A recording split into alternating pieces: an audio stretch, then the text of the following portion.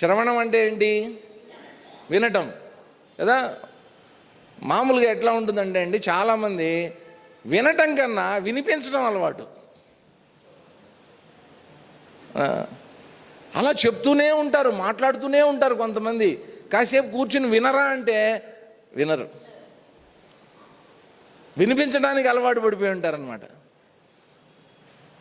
అంటే వినాలి. ఏం వినాలయ్యా? ఏం వినాలి?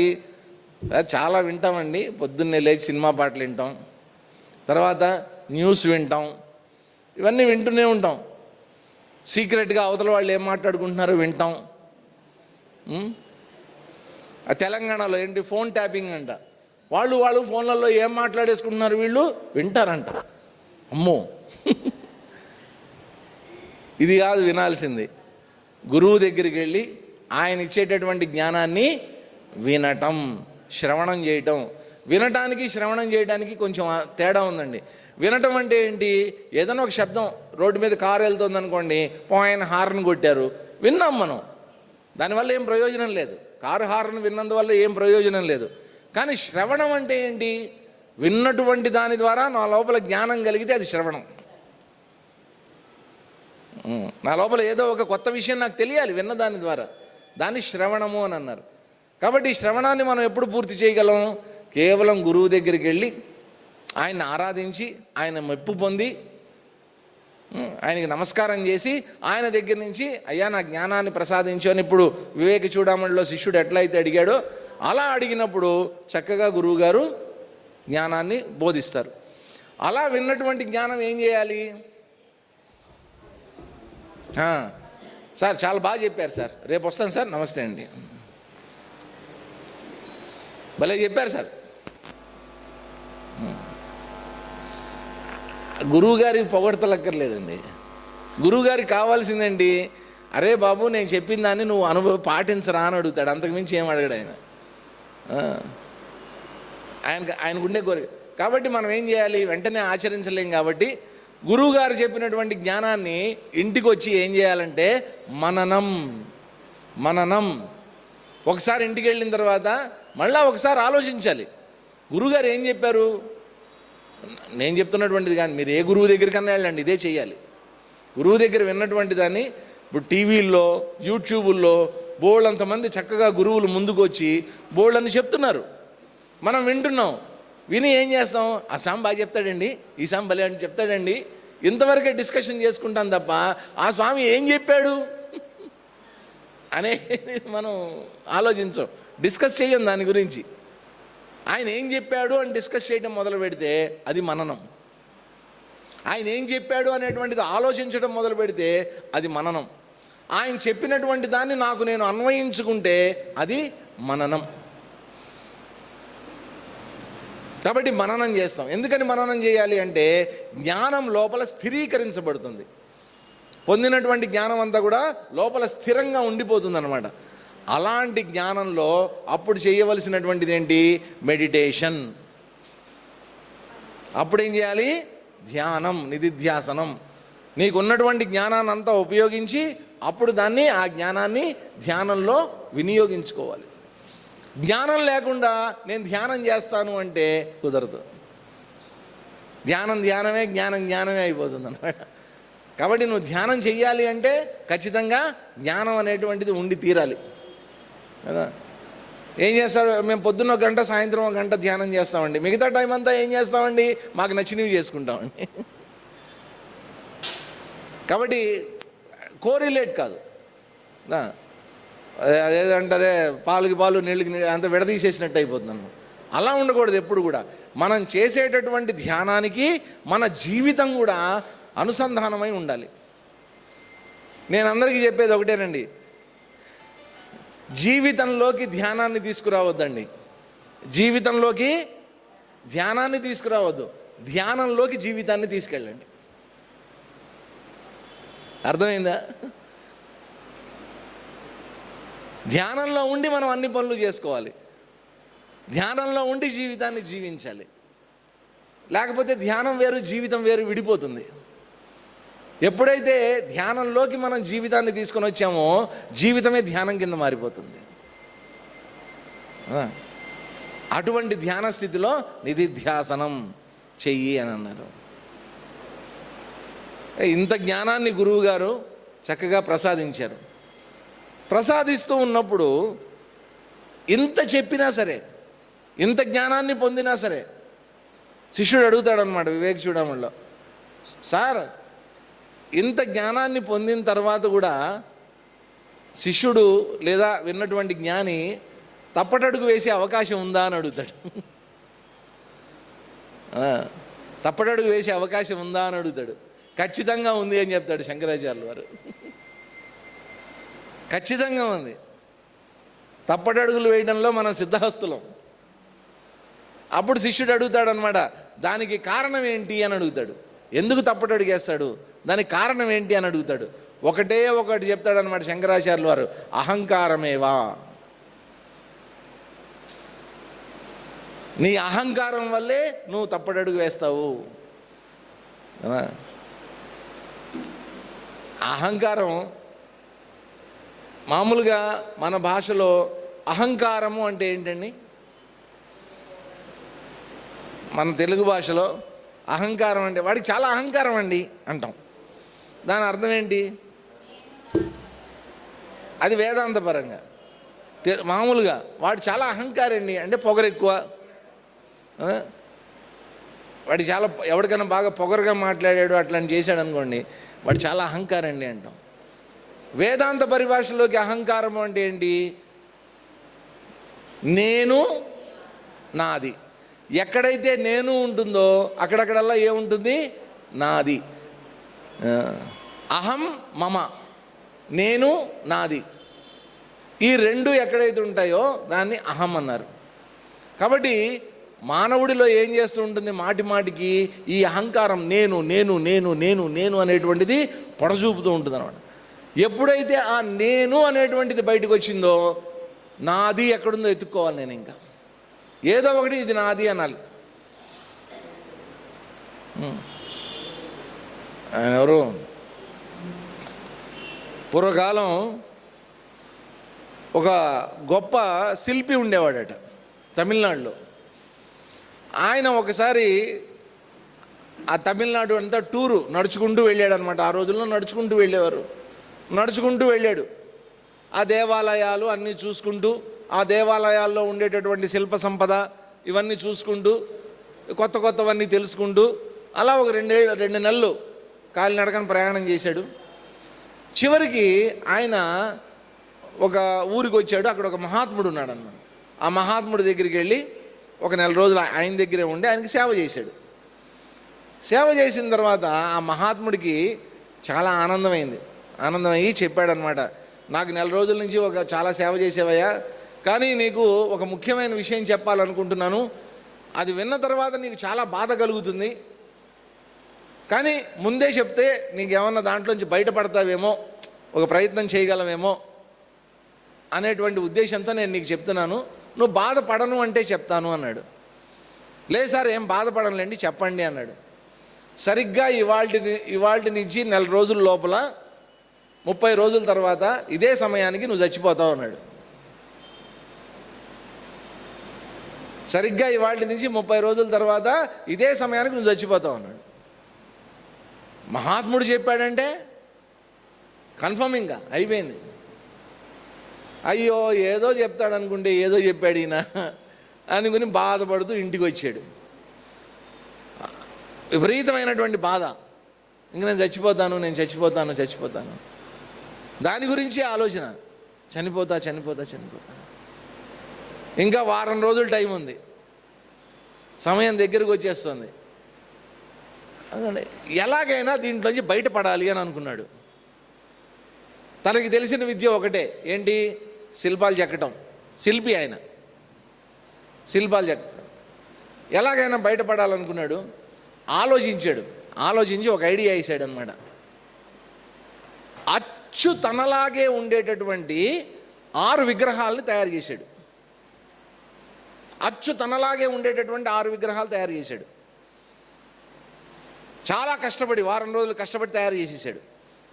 సరిగ్గా ఆ గురువుగారు చెప్పినటువంటి టైంకి వెళ్ళి ఏం చేశాడంటే వాటి మధ్యలో నిలబడ్డాడు ఆయన కూడా. యమదూతలు వచ్చారు, చూశారు. చూస్తే ఒక అడ్రస్ పట్టుకొని వచ్చారు వాళ్ళు.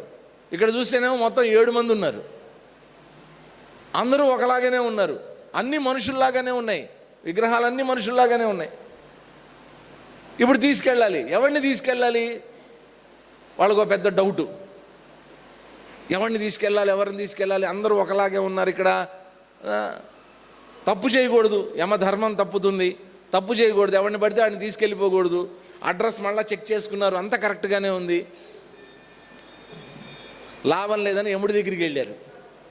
యముడి దగ్గరికి వెళ్ళి, సార్ మీరు ఒకసారి చెక్ చేయండి సార్, ఆ చిత్రగుప్తుడికి చెప్పి అడ్రస్ మొత్తం కంప్యూటర్లో ఏదో తప్పు జరిగింది, మీరేమో ఒకడిని పంపించారు, అక్కడ 7 మంది ఉన్నారు, అందరూ ఒకలాగానే ఉన్నారు. ఆ యముడు కూడా ఏం చేశాడంటే, ఇదేదో విచిత్రంలాగా ఉంది చూద్దాం అనుకున్నాడు. అనుకుని స్వయంగా ఆయనే వచ్చాడు దున్నపోతునెక్కి, వచ్చి చూశాడు. చూస్తే నిజంగానే 7 మంది నిలబడి ఉన్నారు అక్కడ. ఇప్పుడు యమపాశం ఎవడికి వెయ్యాలి? యముడికి చాలా ఆశ్చర్యం వేసింది.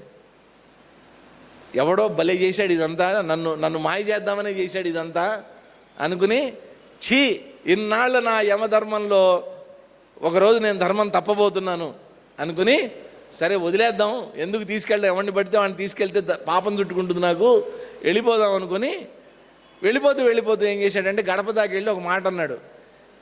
మనుషుల్లాగానే ఉన్నారు కానీ విగ్రహాలను నాకు తెలుసు ఇదంతా, ఎవడు చెక్కాడో కానీ విగ్రహాలు బ్రహ్మాండంగా చెక్కాడు, అద్భుతంగా చెక్కాడు, కానీ ఒక చిన్న పొరపాటు చేశాడు, ఒక చిన్న పొరపాటు చేశాడు. ఆ పొరపాటు కనుక చెయ్యకుండా ఉంటే ఇంకా అద్భుతంగా ఉండేది అన్నాడు. వెంటనే మధ్యలోంచి లేచాడు ఈయన. నేను చెక్కిన శిల్పాల్లో తప్పుందా చూపి అన్నాడు. దా ఇదే నువ్వు చేసిన తప్పుదా అన్నాడు.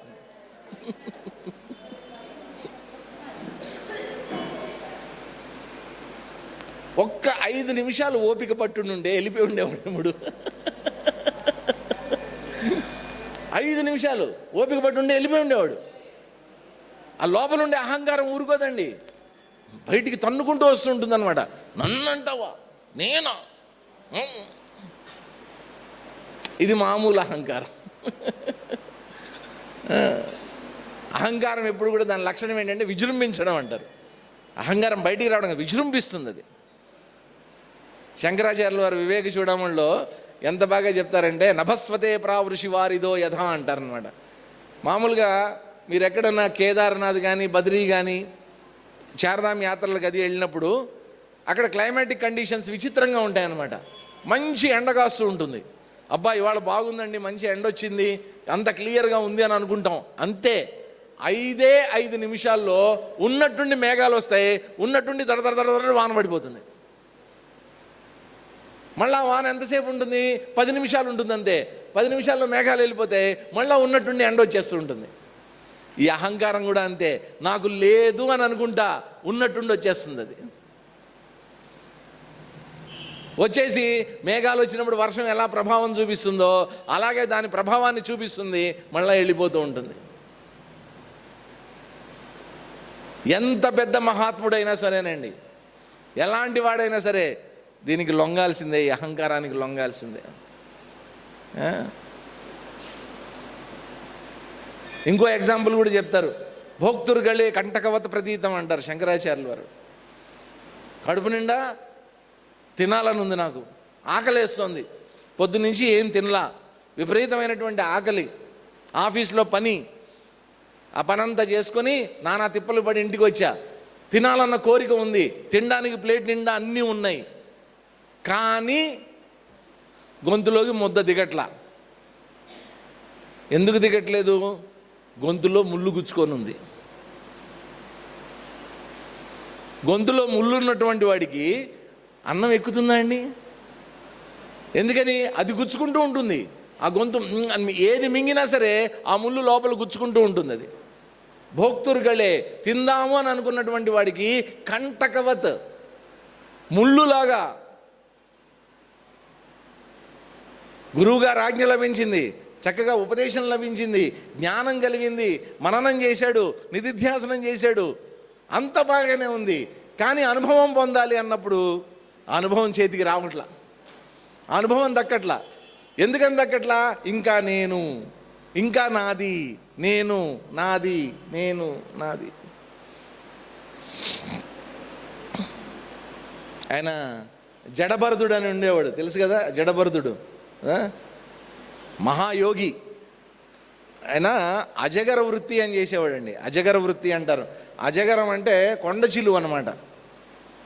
ఆ కొండ చిలువ ఏం చేస్తుందంటే అది ఎక్కడికి కదలదండి. మామూలుగా అయితే జంతువులన్నీ ఏం చేస్తాయంటే అక్కడికి ఇక్కడికి వెళ్ళి ఏవో తింటూ ఉంటాయి, ఆహారాన్ని సంపాదించుకుంటాయి. కొండ చిలువకి ఏంటంటే చాలా బద్ధకం, అది ఎక్కడికి కదలదు, ఒక చోట ఉంటుంది. అది ఏం చేస్తుంది, నెమ్మదిగా వెళ్తూ ఉంటుంది. దానికి ఏదన్నా ఆహారం ఉంది ఇక్కడ అని అనిపించింది అనుకోండి, ఆడ కూర్చుంటుంది అంతే, చుట్టుకుని కూర్చుంటుంది అంతే. దాని దగ్గరికి ఏదన్నా దాని దరిదాపుల్లోకి అందుబాటులోకి ఏదన్నా జంతువు వచ్చింది అనుకోండి, టక్మని పట్టుకుంటుంది అంతే తప్ప వేటాడి పట్టుకోదు. అది దాని దగ్గరికి వచ్చినటువంటి దాన్ని పట్టుకుని తినేస్తూ ఉంటుంది అనమాట. దాన్ని అజగర వృత్తి అంటారు అనమాట. అలాగే కొంతమంది మహాత్ములు ఎలా తపస్సు చేశారంటే ఆ రోజుల్లో ఈ అజగర వృత్తి చేశారట. వాళ్ళు ఆ సమాధి స్థితిలో ఉండిపోతారు వాళ్ళు. మరి వాళ్ళకి ఆహారం ఎట్లా అయ్యా? ఆ చెట్టు మీద నుంచి ఆ పక్షులు కానీ ఏమన్నా చిన్న చిన్న కాయలో ఏమన్నా కింద పడేసాయనుకోండి, ఆకులు అలాలు, దాన్ని తింటారట, మళ్ళీ ధ్యానంలో కూర్చుంటారు. వాళ్ళ దగ్గరికి వచ్చినటువంటి ఆహారాన్ని స్వీకరిస్తారు తప్ప వాళ్ళు ఆహారం కోసం లేవడం అనేటువంటిది లేదు. అలా తపస్సు చేసినటువంటి వాడు జడభరతుడు. అలా తపస్సు చేసినటువంటి వాడు ఆ రోజున ఏం జరిగింది, ఆ చిన్న లేడి కూడా ఆడ పుట్టేసి ఆ తల్లి వదిలేసి వెళ్ళిపోయింది. ఆ లేడి పిల్లని కన్నీ వదిలేసి వెళ్ళిపోయింది ఆ లేడీ. అయ్యో లేడి కూనా అనుకొని దాన్ని వెంటబడ్డాడు, అంతే, దాని మాయలో పడిపోయాడు. చిన్న పిల్ల అనుకుంటూ దాన్ని సాగడం మొదలుపెట్టాడు. జన్మ అయిపోయింది, నెక్స్ట్ జన్మలో లేడి కింద పుట్టాడు ఆయన. కానీ జ్ఞానం కలిగినటువంటి వాడు కాబట్టి ఆ లేడి జన్మలో ఉన్నప్పటికీ కూడా ఆ జ్ఞానం అతనికి అట్లాగే ఉంది కాబట్టి మళ్ళా నెక్స్ట్ మానవ జన్మ తీసుకుని మళ్ళా తన ఎక్కడైతే యోగం అనేటువంటిది ఆగిపోయిందో అక్కడి నుంచి మళ్ళా కంటిన్యూ చేయగలిగాడు అతను. చిన్న ఆ లేడి పిల్ల మీద ఆ టైంలో అతనికి వచ్చినటువంటి మమకారం, ఆ మమకారం ఎందుకు వచ్చింది? తన మీద తనకప్పుడు స్పృహ లేదు, నేను అనేటువంటి భావన వచ్చింది కాబట్టి అతనిలోంచి జాలి కరుణ ఉండటం అనేటువంటిది తప్పు లేదండి, ఉండొచ్చు. కానీ ఏం చేస్తుంది, ఒక స్థాయిలో ఇదిగో యోగం అనేటువంటిది ఆగిపోయింది అన్నమాట. సో అలాగా ఎవరో మహాత్ములైనటువంటి వాళ్ళు తప్ప ఈ అహంకారం నుంచి బయటపడటం అనేటువంటిది జరగదండి, చాలా కష్టం. అందుకని మానవుడికి, సాధకుడైనటువంటి వాడికి అతని సాధనలో ప్రగతి అనేటువంటిది లేకుండా చేసేటటువంటిది ఏదైతే ఉందో కేవలం ఈ అహంకారం మాత్రమే. కాబట్టి అహంకారం పట్ల చాలా విజిలెంట్గా ఉండు, ఒక కంట కనిపెడుతూ ఉండు అని శంకరాచార్యులు వారు చెప్తారు శిష్యుడికి. నా ఒక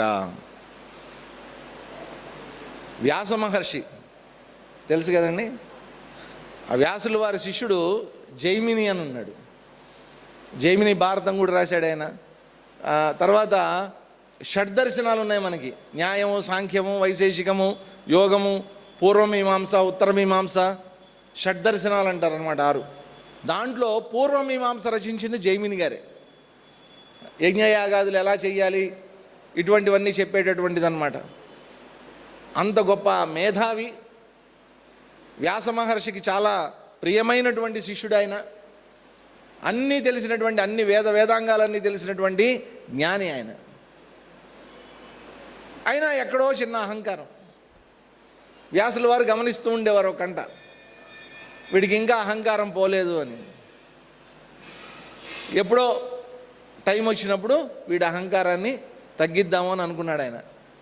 ఒకరోజు ఏమైందంటే వ్యాసుల వారికి రాజ్యం నుంచి కబురు వచ్చింది, రాజుగారు మిమ్మల్ని చూడాలనుకుంటున్నారు, అర్జెంటుగా మిమ్మల్ని ఒకసారి రమ్మన్నారు అని చెప్పారు. చెప్తే సరే వ్యాసుల వారు ఏం చేశారంటే అందరినీ పిలిచి, అరే అందరూ రాజుగారు పిలిచారట, అందరినీ రమ్మన్నారు, ఆ జైమినిని పిలిచి మేమందరం వెళ్తాము, నువ్వు ఆశ్రమాన్ని చూసుకో, జాగ్రత్తగా కాపలా కాస్తూ ఉండు, మేము వచ్చేదాకా, ఎప్పుడు వస్తామో తెలీదు అని చెప్తే జైమిని సరే సార్ మీరు వెళ్ళి రండి అన్నాడు. సో వ్యాసుల వారు మిగతా శిష్యులను తీసుకుని వెళ్ళిపోయారు. వెళ్ళిపోయిన తర్వాత ఆ జైమిని కాపలా ఉన్నాడు. ఆ రెండో రోజు ఏమైందంటే, ఈయన ఆశ్రమం బయట నది పారుతూ ఉంటుందన్నమాట. ఆ నది బయట ఏదో వ్యాహ్యాళికి అట నడుద్దామని వెళ్ళాడు. వెళ్ళిన తర్వాత కొంత దూరం నడవంగానే వర్షం పడడం మొదలుపెట్టింది. వర్షం పడుతూ ఉంటే గబుకుని వెళ్ళి ఒక చెట్టు కింద నిలబడ్డాడు. అదే చెట్టు కిందకి ఒక స్త్రీ పరిగెత్తుకుంటూ వచ్చింది. ఆవిడ బట్టలన్నీ తడిసిపోయి ఉన్నాయి, అంత పిండుకుంటోంది. పాపం ఈయన జైమిని గారు ఏం చేసి చూడమ్మా తడిసిపోతావు నువ్వు ఇక్కడ ఉంటే, అదిగో ఆశ్రమం కనిపిస్తుంది కదా, అక్కడికి వెళ్ళిపో, ఆ వరండాలో ఉండు, అక్కడ పో, లోపలికి పో, అక్కడ కూర్చో, వర్షం తగ్గిన తర్వాత పోదు కానీ అన్నారు. సరే అని చెప్పి ఆ అమ్మాయి పరిగెత్తుకుంటూ వెళ్ళి ఆ వరండాలో నిలబడింది. కాసేపు అయిన తర్వాత వర్షం తగ్గిన తర్వాత ఈయన కూడా ఆశ్రమానికి వెళ్ళాడు. వెళ్ళేసరికి ఆ అమ్మాయిని చూశాడు. తడిసిన బట్టల్లో ఉన్న అమ్మాయిని చూసేసరికి లోపల నుంచి కోరిక కలిగింది. ఆ అమ్మాయి దగ్గరికి వెళ్ళి సిగ్గు లేకుండా నా కోరిక తీర్చు. ఆ అమ్మాయి తిట్టింది, విప్రుడివి, అన్ని జ్ఞానాలు ఉన్నటువంటి వాడివి, వ్యాసుల వారి శిష్యుడివి, ప్రథమ శిష్యుడివి, నువ్వు తప్పు కదా, ఇలా చెయ్యొచ్చా నువ్వు, ఎన్ని తిట్టాలో అన్నీ తిట్టింది. తిడితే కూడా అదేదో అంటారే కామాతురాణం నా భయం నా లజ్జ, వాడికి ఆ భయం లజ్జ ఏముండవు అనమాట. ఆ కామంలో పడిపోయినటువంటి వాడికి అడుగుతున్నాడు, లేదు నా కోరిక నువ్వు తీర్చాల్సిందే, ఇవాళ ఏం చేయమంటే అది చేస్తానన్నాడు. చూడండి, ఏం చేయమంటే అది చేయడానికి సిద్ధపడిపోయాడు. ఆ అమ్మాయి బ్రతిమాలింది, తిట్టింది, ఎంత చేసినా లొంగల. సరే చివరికి ఏముందంటే అమ్మాయి, నేను ఒకటి చెప్తా, అది చేస్తే నీ కోరిక తీరుస్తా అన్నాడు. సరే చెప్పు ఏం చేయాలన్నాడు.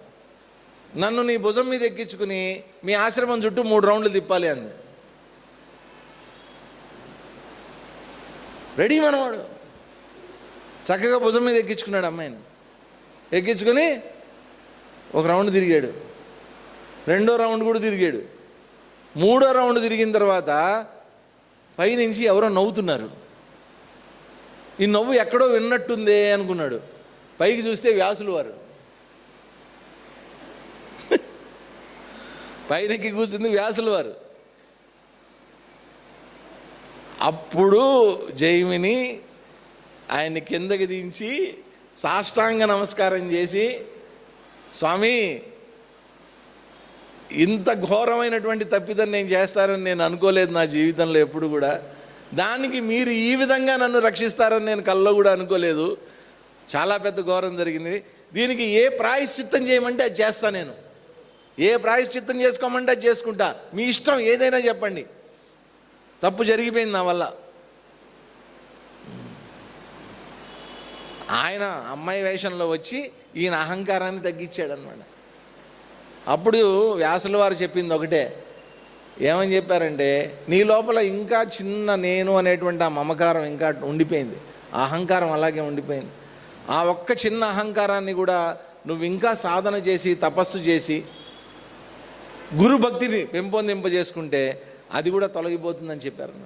అప్పుడు ఆయన మళ్ళా ఆ జ్ఞానం అంతా కూడా ఎన్నాళ్ళైతే దాదాపు 22 సంవత్సరాలు జ్ఞానం పొందడానికి ఆయన ప్రయత్నం చేశాడు. 22 సంవత్సరాలు, 12వ ఏట మొదలుపెట్టి 22 సంవత్సరాలు అంటే 34 సంవత్సరాలు అయింది. మళ్ళా ఏం చేశాడో తెలుసా, మళ్ళా 22 సంవత్సరాలు మళ్ళా శాస్త్రాధ్యయనం చేశాడు ఆయన, అహంకారాన్ని తొలగించుకోవడానికి. కాబట్టి సాధకుడికే కాదండి, లౌకిక జీవితంలో కూడా మనం ఏదన్నా ఒక పని చెయ్యాలన్నా కానీ, ఏదన్నా ఒక సేవారంగంలో ముందుకెళ్ళాలన్నా కానీ, లేదన్నా ఒక పెద్ద కార్యాన్ని ముందుండి నడిపించాలన్నా కానీ, ఒక కుటుంబాన్ని నడపాలన్నా కానీ, ఒక ఆఫీసును నడపాలన్నా కానీ, ఒక వ్యాపారాన్ని నడపాలన్నా కానీ అండి, మనని బాగా ఆటంకపరిచేది ఏంటంటే మన జీవితంలో మన అహంకారమే. సాగనివ్వదు ముందుకు జీవితాన్ని. అందుకోసం అని చెప్పి ఏ అహంకారం వల్ల అయితే సాధకుడైనటువంటి వాడు పతనం, అతని యొక్క పతనం అనేటువంటిది సాగుతుందో, ఆ అహంకారాన్ని తొలగించుకుంటే నీ పరమాత్మ చైతన్యంలో నువ్వు లయమైపోయినట్టే. కాబట్టి అని చెప్పి చివరిలో శంకరాచార్యుల వారి శిష్యుడికి ఏం చెప్తారంటే, ఏ పరమాత్మ చైతన్యాన్ని అయితే నువ్వు ఇప్పుడు తెలుసుకున్నావో, ఏ జ్ఞానాన్ని అయితే నువ్వు పొందావో, ఆ జ్ఞానంలో, ఆ పరమాత్మ చైతన్యంలో స్థాపయత్వ, నువ్వు దాంట్లో స్థాపితమైపో, అంటే నిలబడిపో. ఇంకా నువ్వు మళ్ళీ వెనక్కి రావద్దు, ఎప్పుడు ఆ జ్ఞానంలోనే ఉండిపో, ఆ పరమాత్మ చైతన్యంలోనే లయమైపో. నువ్వు ఏం కాదు, ఈ ప్రపంచం ఏమైపోతుంది, వాళ్ళు ఏమైపోతారు, వీళ్ళు అయిపోతారు, ఏం పట్టించుకోవద్దు, ఆ జ్ఞానంలో నిలబడిపో నువ్వు అంతే అని చెప్పిన తర్వాత అప్పుడు శిష్యుడు గురువు గారిని పొగిడి నమస్కారం చేసి ఆయన కూడా ఓ చెట్టు చూసుకున్నాడు. దేనికి? ధ్యానం చేసుకోవడానికి, తపస్సు చేసుకోవడానికి. ఆయన కూడా ఓ చెట్టు కింద కూర్చొని తపస్సు చేసుకున్నాడట. ఇది మొత్తం వివేక చూడమణిలో ఇంతవరకు మీకు ముందే చెప్పా. ఇది దాదాపు 580 శ్లోకాలు. ఈ 580 శ్లోకాలని 8 రోజుల్లో చెప్పడానికి ప్రయత్నం చేశా. అంటే ఏంటంటే దీని యొక్క సారాంశం అంతా కూడా ఒక దగ్గరికి తీసుకొని వచ్చి కొంత ప్రయత్నం అనేటువంటిది జరిగింది. ఈ చక్కగా ఈ గత 8 రోజులుగా, ఈ రోజుతో కలుపుకొని 8 రోజులుగా మనం ఈ వివేక చూడమణి గురించి సంక్షిప్తంగా శంకరాచార్యుల వారి జీవిత చరిత్రను కూడా కొంతవరకు మనం చూసాం. దీంతోపాటు వచ్చే నెల ఎన్నో తారీఖు సార్ ఆవిడ చెప్పింది? 12 మే 12వ తారీఖున శంకరాచార్యుల వారి జయంతి, శంకర జయంతి వస్తుంది. ఆదివారం, ఆ రోజు ఆదివారం. అందుకని ఒక చిన్న కార్యక్రమాన్ని ఇక్కడ చేద్దాం అనుకుని నిన్న ఆవిడ వచ్చారు, ఆర్కే నగర్ నుంచి అరుణమ్మ గారు వచ్చారు. వారి గురువు గారు కూడా ఉన్నారు, వారు ఒంగోలు దగ్గర ఉంటారనమాట. వారు ఒకప్పుడు చిన్మయ మిషన్లోనే ఉండి తర్వాత తన సొంతగా ఆశ్రమాన్ని స్థాపించుకుని చేసుకుంటున్నారు ఆయన. సో ఆ గురువు గారు కూడా వస్తున్నారు. ఆ రోజు సాయంత్రం 5 గంటల నుండి ఇక్కడ శంకరాచార్యుల వారికి కాస్త పాదుకా పూజ, అనంతరం శంకరాచార్యుల వారి జీవితము, ఆయన నిర్మించినటువంటి ఈ అద్వైత ఉద్యమం ఏదైతే ఉందో దాని గురించి కాసేపు చర్చ అయిపోయిన తర్వాత అందరికీ చక్కగా భోజనాలు అన్నీ ఏర్పాటు చేయడం జరిగింది. కాబట్టి మే 12వ తారీఖు డేట్ గుర్తుపెట్టుకోండి. శంకర జయంతి తర్వాత దానికి సంబంధించినటువంటి ఆ ప్యాంఫ్లెట్ కానీ ఏదైనా ఫ్లెక్సీ కానీ అవి రెడీ చేయడం జరుగుతుంది, మీ అందరికీ పంపించడం కూడా జరుగుతుంది. హరి ఓం. ఈ వారం రోజులు మరి ఈ వివేక చూడమని ఇక్కడ చక్కగా శ్రవణం చేయడానికి, మననం చేసుకోవడానికి అవకాశం ఇచ్చినటువంటి మన సార్ ఫండ్రాజ్ సార్ ఉన్నారు, ఆలయ పెద్దలు ఉన్నారు కమిటీలో, అందరికీ కూడా చక్కగా శ్రద్ధగా విన్నటువంటి మీకందరికీ కూడా చిన్మయ మిషన్ తరపున, నా తరపున అందరికీ హృదయపూర్వక ధన్యవాదాలు తెలియజేస్తున్నాను. హరి ఓం.